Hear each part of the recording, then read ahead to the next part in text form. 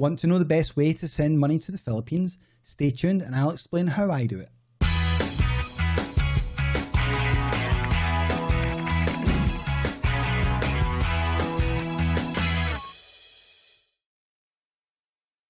Okay, so this isn't going to be a very long video because, well, there's no point in me telling you about all the different other options when they're not as good. So what you'll find is the majority of people will use PayPal to pay people in the Philippines, and that's fine. It's, you know, tried, tested, people know how to use it. The problem is that on the other end, the Filipinos get charged a fee, you get charged a fee for sending it, they get charged a fee, and when it takes several days for them to pay it out to the bank account.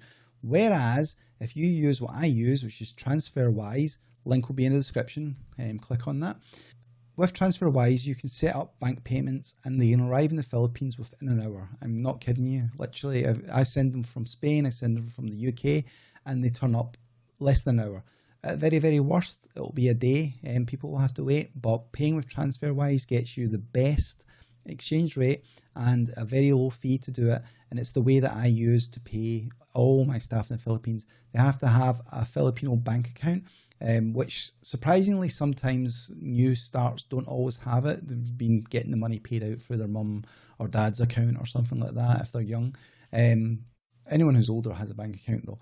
But yeah, so they just set up a bank account and then they get the money transferred over. So I pay my staff on the 1st and 15th of every month. And generally speaking, most people get the money within an hour and they love it. It's the full amount of money. You pay them in their local currency, pesos. You get charged in your local currency. So that's either euros, dollars, pounds, whatever. So you know exactly what you're paying. Yes, currency fluctuation goes up and down each month. That's just the fact of life when it comes to currencies.